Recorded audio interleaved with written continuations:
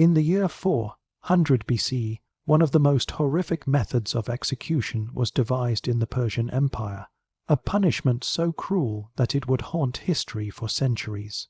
Known as Scaphism, it was a form of execution designed not only to end life, but to do so in such a prolonged and torturous manner that it became a symbol of unimaginable suffering. This method is often cited as the worst form of punishment known to humanity, exceeding the brutality of even the most infamous torture methods in history. It is said to have been reserved for the worst criminals or enemies of the state, demonstrating the lengths to which the Persian rulers would go to exact vengeance on those who crossed them. The exact origins of Scaphism remain clouded in historical uncertainty, but it is most often attributed to the Persian Empire, where the practice is said to have occurred during the reign of King Artaxerxes II in the 5th century BC. Though this horrifying punishment has been documented in several ancient texts, the exact details remain enigmatic, and much of what we know about Scaphism comes from a few scattered accounts written centuries later. Among the most significant sources is Plutarch's Lives, which provides a chilling account of the execution of Mithridates, a man who fell victim to this gruesome method. What is Scaphism? The term Scaphism is derived from the Greek word scaphos, which means boat or skiff. This refers to the initial element of the punishment. The condemned person was placed in a small boat-like structure. According to ancient records, the victim was stripped naked and tied inside a hollow doubt-log or a boat-like vessel. Once inside, the victim's body was exposed to the elements in the most horrific way possible, smothered in honey and milk, which would attract swarms of insects. The victim would be left floating in a river, with their face exposed to the sun and the rest of their body smeared in the disgusting concoction. The honey and milk mixture would not only attract insects, but also serve as a breeding ground for maggots, who would begin to feast on the victim's flesh. This process alone was unbearable, but it was only the beginning. The condemned person would slowly starve and suffer from dehydration, as they were denied food and water. However, the true horror lay in the infection and sepsis that would inevitably follow, as the body became a breeding ground for bacteria, insects, and parasites. These creatures would burrow into the victim's flesh, eating their way into every orifice and tormenting them with unbearable pain. Over the course of several days, the person would slowly die from a combination of infection, blood loss, and sheer torment. The entire process could take up to a week, with the victim suffering unimaginable agony before finally succumbing to death. The idea behind Scaphism was not just to kill the condemned person, but to do so in a way that would leave an indelible mark on the public consciousness. This was not a quick death by sword or axe. It was a slow, methodical destruction of the body and mind. It was meant to show the strength of the ruler who ordered it, and to demonstrate the full extent of the empire's power. What makes Scaphism particularly terrifying is the psychological aspect of the punishment. The victim, having been left in the vessel, often had to watch as insects and maggots devoured their body. They were unable to escape or even end their suffering. The constant exposure to filth and decay, combined with the intense physical pain, would have driven even the strongest individual to madness. In many cases, those subjected to Scaphism would scream in terror, pleading for death, but the torment would continue. One of the most horrifying aspects of Scaphism was the fact that the victim was often alive for a prolonged period, sometimes for days, before finally succumbing to death. This meant that the person would not only endure intense physical pain, but also the psychological strain of knowing that death was inevitable but could not be avoided. It was not just a punishment for the body, but a punishment for the mind as well. In many cases, victims of Scaphism were left alone on a river or in a remote area where no one could hear their cries for help. This isolation compounded the psychological torment. The lack of human contact, the knowledge that no rescue was possible, and the constant exposure to the elements must have made this form of execution feel even more like a slow, agonizing death sentence. Though Scaphism was used in ancient Persia, its legacy has endured in the collective consciousness as one of the most grotesque forms of punishment ever devised. The sheer cruelty of the practice and its deliberate prolongation demonstrates how the rulers of the time were willing to exert absolute power over their subjects, not just by ending their lives, but by torturing them physically and psychologically. Historically, Scaphism was used to punish individuals who had committed severe crimes or had become enemies of the state. It was a brutal reminder that the Persian rulers could control not only the fate of a person, but also the manner in which they would meet their end. The psychological toll on the condemned person, knowing they were about to undergo such horrific suffering, added to the cruelty. In many cases, this punishment was also intended to serve as a warning to others who might contemplate disobedience or rebellion against the state. The mythic reputation of Scaphism persisted well into later centuries. Even today, it is remembered as an extreme punishment that transcended mere death, ensuring that it became an enduring symbol of barbarity and inhumanity. It is hard to imagine a more horrific way to die, as it combined both physical agony and mental torment in equal measure. In the late 4th century BC, during the turbulent reign of Artaxerxes II of Persia, a single event would immortalize Scaphism in the darkest pages of human history. It was the execution of a Persian soldier named Mithridates, an incident recorded in chilling detail by the ancient historian Plutarch. His story is the most detailed and most often cited example of Scaphism in action, transforming what could have been a forgotten punishment into one of the most infamous methods of torture ever documented. The period was one of constant political intrigue, royal rivalries, and internal strife within the vast Achaemenid Empire. Artaxerxes II, who ruled from 404 to 358 BC, had already endured numerous rebellions and betrayals. His authority depended on absolute loyalty from his soldiers and nobles. Any act that seemed to challenge the king's honor was punished with terrifying severity. In this environment, even a misplaced boast could lead to consequences beyond imagination. The incident began during a time of significant unrest. Artaxerxes' estranged brother, Cyrus the Younger, had launched a powerful rebellion against the king and sought to claim the Persian throne for himself. During the pivotal battle of Cunaxa in 401 BC, Cyrus was killed, but the exact circumstances surrounding his death became the subject of heated debate within the Persian court. According to historical accounts, Cyrus died while attempting to strike at Artaxerxes directly. The king claimed he survived the attack due only to his own bravery and the loyalty of his bodyguards. It was essential for the stability of the empire that Artaxerxes be seen as strong, favored by the gods, and protected by valiant warriors. But then came a claim that angered the king to a lethal degree. A soldier named Mithridates, a man who served under Cyrus and later joined Artaxerxes, allegedly boasted that he had delivered the fatal blow to Cyrus. In the delicate political climate of Persia, such a statement was far more dangerous than Mithridates realized. What he saw as mere bravado was interpreted as a direct challenge to the royal narrative, a way of stealing credit from the king's loyal fighters and undermining Artaxerxes' version of events. Highlighting personal glory over the official royal account amounted to treason.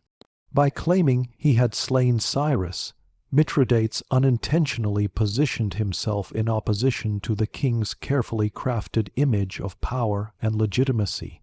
Artaxerxes could not let such a claim go unpunished. Thus the king ordered the cruelest execution possible. Not a simple beheading, not a hanging, not even stoning. Mithridates was to be made an example that would terrify others into silence. He was sentenced to die by Scaphism, the most horrifying punishment available in the empire. The procedure was carried out with cold precision. Mithridates was taken to a remote riverbank, a place where his screams would not disturb the royal court, and where nature itself would become his executioner. Historical texts describe the horrifying setup. 2 wooden boats, or hollow, stout logs were crafted to fit a human body inside. One vessel was laid down like a coffin, the other placed over it like a lid. His legs, arms, and head protruded through openings, leaving his torso sealed inside the wooden shell. He was stripped naked. His exposed limbs and face were smeared with a mixture of honey and milk until they glistened under the harsh Persian sun. The sweet mixture served its cruel purpose, to attract insects in unimaginable numbers. His captor's force fed him more honey and milk until he vomited. This was not nourishment, it was part of the punishment. The mixture would cause diarrhea, which would accumulate beneath him, trapped inside the wooden enclosure. There was no escape for the victim, not from the heat, not from the insects, not from the decay that would soon begin inside the boat. Once prepared, Mithridates was set afloat on a stagnant pond or marsh, ensuring that insects would have easy access to him. What followed was a slow, agonizing process that stretched not for hours, but for days. On the first day, Mithridates understood the full extent of his punishment. Within a few hours, flies, mosquitoes, and hornets swarmed around him. Bees and ants crawled over the sticky surface of his skin, drawn by the sweet mixture covering his body. His captors kept him alive deliberately. They returned periodically to force more milk and honey down his throat, ensuring his body continued to produce waste. This waste attracted even more insects, rapidly turning the inside of the boat into a rotting chamber of filth. The psychological impact was immediate. Bound half-sub, merged and unable to defend himself, Mithridates could only scream as insects stung him, crawled into his mouth, and swarmed over his eyes and nose. The horror was only beginning. By the second day, the insects had begun to do more than crawl on him. They started to burrow into his flesh. Mosquitoes relentlessly pierced his skin. Flies laid eggs in the exposed wounds, which quickly hatched into maggots. Ants chewed their way into the softest parts of his body. With no way to brush the insects off or even shift his weight, Mithridates became a living feast for the swarming creatures. The mixture of heat, sweat, and waste accelerated infection. The stench grew unbearable, and the insects returned in even greater numbers. The wooden boats ensured that he could not escape even when his body began to rot. The tight enclosure trapped the waste, the insects, and the filth, turning the inside of the vessel into a sealed chamber of decay. As his body weakened, Mithridates drifted in and out of consciousness. The pain and fever caused delirium. Some accounts describe victims begging for death, screaming until their voices gave out. Infection had now set deep into his tissue. Maggots devoured the rot. His mind deteriorated as quickly as his physical condition. Yet the Persian executioners ensured he remained alive. Their purpose was not simply to kill him, but to prolong the punishment until death arrived only after complete physical and psychological breakdown. By the 5th or 6th day, Mithridates was barely recognizable as human. His swollen, insect-eaten body was rotting in the summer heat. The wooden boats trapped the fluids seeping from his wounds. The river slowly rocked him, adding a morbid calm to his torment. At last, after days of suffering, his body succumbed to the combined assault of dehydration, infection, shock, and the ravages of countless insects. His breath grew shallow. His cries ceased. When the executioners finally opened the boat, they were met with a sight so horrific that even seasoned soldiers recoiled. His flesh was a mass of decay, riddled with maggots and crawling insects. Death had come as a release, a mercy compared to the agony he endured. Artaxerxes achieved what he intended.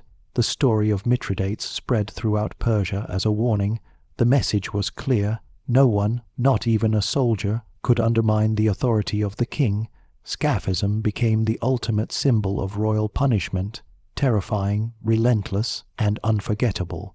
By the 5th and 4th centuries BC, the Achaemenid Empire had risen to become one of the largest and most powerful civilizations the ancient world had ever seen. Stretching from Egypt to India, from Anatolia to the Persian Gulf, its vast territory required not only military might but also absolute control over the population. Maintaining order across this enormous empire demanded a system of punishments that not only punished offenders, but also instilled fear deep into the hearts of those who might challenge the state. Scaphism emerged from this environment, sitting at the extreme end of Persian punitive practices. It was not a common punishment but a symbolic one, reserved for crimes that threatened the stability of the empire. In a world without mass communication, where news spread slowly through messengers and travelers, sound traveled farther through fear than through written decrees. The story of a man tied between boats and left to be devoured by insects would spread through villages, towns, and military camps like wildfire. For rulers who believed their legitimacy came from divine favor, the psychological power of such a punishment was immense. It served as proof that the king was not only a political leader, but a divinely sanctioned figure with the authority to administer justice in the most absolute and terrifying form. Punishments like Scaphism were not designed merely to end life. Their purpose was to send a message across the empire. In societies where the ruler's authority stemmed from tradition, religious sanction, and fear, executions served as tools to reinforce power. The more horrifying the punishment, the stronger the message it delivered. The Persian kings, like many rulers of the ancient world, faced many threats: assassinations, palace conspiracies, rebellions, foreign invasions, and loyalty disputes. Scaphism was used to punish crimes such as treason, betrayal, desertion, and insulting the king's honor. These were offenses that directly threatened the stability of the empire. At times, the punishment was used not only on dangerous criminals, but also on individuals who became symbols of disloyalty. The story of Mithridates, although extreme, was a perfect example. He had not killed a king or tried to topple the dynasty. Instead, he had made a boast that clashed with the official royal story of the Battle of Cunaxa. Such a statement, in the eyes of the Persian court, could weaken the narrative of the king's divine protection and heroic nature. Punishing him through Scaphism turned a mere claim into a state-level offense. It showed that even a single statement could bring the wrath of the empire upon an individual. The idea was simple and brutal. The punishment had to fit not only the crime, but also the political needs of the empire.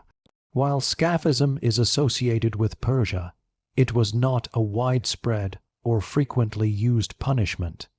It did not represent the Persians as inherently cruel. Far from it. Persian civilization was known for its administrative efficiency, tolerance of different cultures and religions, and relatively progressive legal system for its time. So why would a society that allowed conquered peoples to practice their own traditions also support a punishment like Scaphism? The answer lies in the ancient concept of royal honor. In the Persian world view, the king was more than a ruler. He was the representative of the divine order on earth. Insulting the king or challenging his legitimacy was not simply a political offense. It was an attack on the cosmic balance. Therefore, the state needed a punishment that matched such a cosmic crime. This is where Scaphism fit into the Persian system. It existed not as a common penal method, but as a tool reserved for the defense of royal dignity and state stability. Scaphism did not just destroy the body, it destroyed the mind. Being trapped between boats, unable to move or even wipe insects from the skin, brought a level of psychological torment unmatched by other punishments. The victim was forced to watch insects burrow into their flesh, forced to witness their own decomposition while still alive. There was no relief, no chance of escape, no quick death. This was a punishment designed to break a person completely, leaving nothing but a shell of despair. The psychological message was just as powerful. If you defied the king, your death would be slow. If you insulted the king, your suffering would be prolonged. If you betrayed the king, even nature itself would be turned into an executioner. This was a punishment designed to bind fear into the heart of every subject of the empire. Ancient Persians believed in a cosmic struggle between good and evil, embodied in the eternal conflict between Ahura Mazda and Angra Mainyu, the forces of light and darkness. In this belief system, purity and order mattered greatly. Criminals who committed treason were seen as agents of disorder. Their actions created spiritual pollution that needed to be cleansed. A long, tormenting death was viewed as a form of purification, allowing the soul to suffer for its crimes before leaving the world. While this interpretation is not found in every ancient text, it aligns with the Zoroastrian world, dominant during the Achaemenid era. Thus, Scaphism was not only a political tool, it held symbolic and spiritual meaning as well. None of these methods combined the slow internal decay, insect invasion, psychological torment, and environmental exposure found in Scaphism. It was a punishment that used nature itself as a weapon, making the earth, insects, water, and heat accomplices in a slow-motion execution. Although Scaphism was rare, its mere existence contributed to the West's later perception of Persia as a land of exotic cruelty. Greek historians like Plutarch and Ctesias portrayed Persians as morally weaker or overly indulgent, often exaggerating stories to highlight Greek superiority. While Persia was far more sophisticated and cosmopolitan than many enemies claimed, the story of Scaphism became a powerful piece of propaganda. It reinforced the image of Persian kings as absolute monarchs with unlimited cruelty at their disposal. The reality, however, was more complex. Scaphism was not an everyday occurrence but a tool used in specific circumstances when the ruler wished to send a message of ultimate dominance.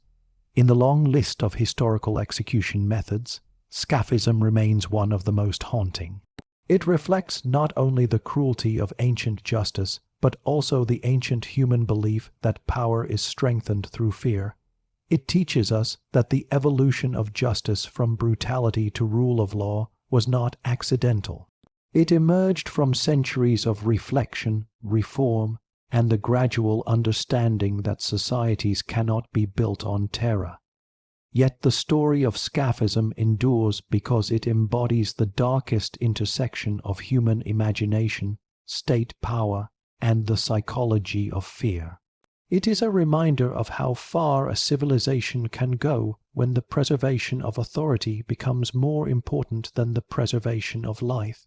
For centuries after the fall of the Achaemenid Empire in 330 BC, the memory of Scaphism survived in stories, ancient texts, and whispered tales that traveled far beyond the borders of Persia.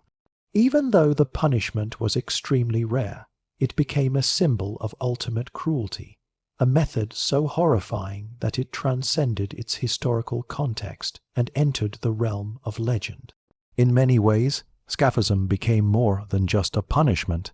It became a symbol of the darkest depths to which human imagination can descend when justice becomes intertwined with fear and political necessity. The persistence of Scaphism in global memory reveals much about how societies interpret extreme violence. While historians continue to debate how widespread the practice truly was, the fact that it was documented at all, especially by writers such as Plutarch, ensured that future generations would never forget it. Modern scholars have long debated whether Scaphism was a common or even precisely accurate form of punishment. Some believe it may have been exaggerated by Greek writers who sought to portray the Persians as cruel and barbaric rivals. Others argue that even if the exact details were embellished, the core method likely originated from legitimate Persian punitive practices. But whether Scaphism occurred exactly as described or was partially dramatized, its place in history remains significant for several reasons. Even if the specifics varied, many ancient civilizations used nature-based torture and prolonged execution methods. Scaphism illustrated how the environment itself, water, insects, rot, and heat, could be weaponized. A single extreme punishment could influence thousands, preventing rebellion and ensuring obedience. Ultimately, the historical uncertainties do not reduce the significance of Scaphism. Instead, they amplify the story's power. Whether fully real or partly exaggerated, the punishment remains a powerful reflection of ancient authority and psychological terror. Ancient punishments often served two purposes: to kill the condemned and to display power. In this context, Scaphism was more than torture, it was theater. In an age without newspapers, radio, or television, political messaging spread through dramatic acts. Executions were often staged in public or described in vivid detail so people would tell the story repeatedly.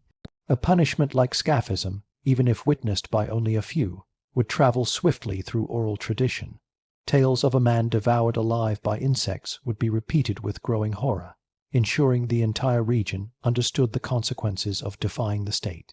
The Persian Empire, vast and diverse, relied heavily on such displays of royal authority. When a ruler needed to demonstrate absolute control, punishments like Scaphism served as unforgettable reminders. One of the reasons Scaphism remains so well known is its psychological impact on the human imagination. Unlike other execution methods that rely on weapons or fire, Scaphism uses nature itself as the instrument of death. It is slow, creeping, invisible, and unstoppable. It plays on the deepest human fears: helplessness, confinement, insects and infestation, decay, loss of bodily control, slow awareness of death. This is why Scaphism is often described as the most horrifying punishment ever conceived. It forces victims to face the breakdown of their own body while fully conscious. This combination of physical agony and psychological torment magnifies its horror beyond that of almost any other method in ancient history. The legacy in literature and culture. After Plutarch's account of Mithridates, Scaphism entered Western literature as a symbol of ancient cruelty. Medieval scribes, Renaissance scholars, and early modern historians revisited the story repeatedly. Each retelling preserved the fear and fascination associated with the punishment. Writers used Scaphism to highlight themes such as the dangers of absolute power, the fragility of human life, the brutality of ancient justice, moral decline in great empires over time. The story evolved into a cautionary tale. It reminded rulers of the consequences of embracing cruelty and warned subjects of the dangers of challenging authority. Even today, Scaphism appears in historical documentaries, academic discussions of ancient punishment, and fictional adaptations exploring humanity's darkest capacities. Why the world still remembers Scaphism. Every civilization has developed severe punishments for serious crimes, but very few methods have endured in human memory as strongly as Scaphism. This endurance reveals several truths about the punishment itself. 1. It represents the extreme edge of cruelty. While ancient justice often involved pain, Scaphism was designed to maximize suffering. 2. It illustrates how fear was used as a tool. In an empire as large as Persia, a single story could keep whole regions obedient. 3. It exposes the psychological boundaries of punishment. Scaphism was not just about killing the body, it destroyed the mind. 4. It warns future societies about the dangers of unchecked power. When rulers can choose any punishment, the results may become monstrous. The world remembers Scaphism not because it was common, but because it was unforgettable. Human rights and the evolution of justice. The study of punishments like Scaphism allows us to understand the long journey human civilization has taken toward modern justice. Today, most nations of the world recognize basic human rights. Even criminals are granted protections, and torture is widely condemned. But the road to these principles was long and painful. Scaphism serves as a stark benchmark, a reminder of the brutality that once prevailed and the suffering that once marked human punishment. By reflecting on such horrors, modern societies reinforce their commitment to humane justice systems. History teaches that cruelty may intimidate in the short term, but it ultimately corrodes empires from within. Civilizations that rely on fear often collapse after losing the trust of their people. Lessons from Scaphism. The tale of Scaphism teaches several important lessons about history, leadership, and human society. Excessive cruelty reflects insecurity within a state.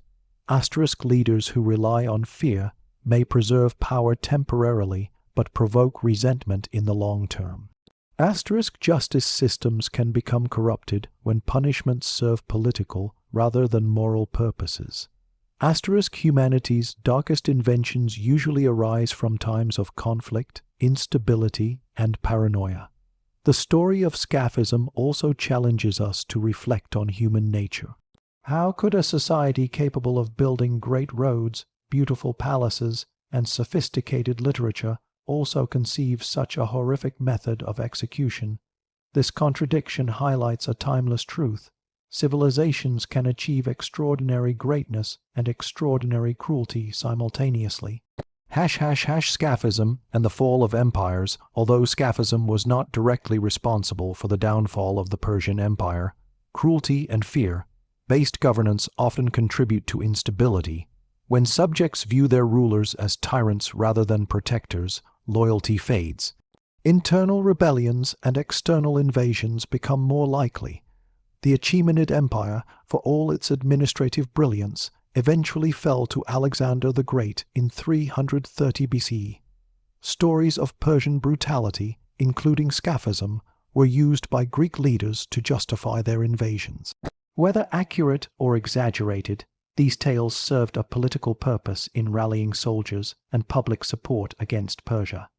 Thus, the memory of Scaphism played a role not only in Persian history, but in the narratives of those who conquered them. Scaphism stands as one of history's most terrifying punishments, a method that destroyed its victims slowly, painfully, and publicly.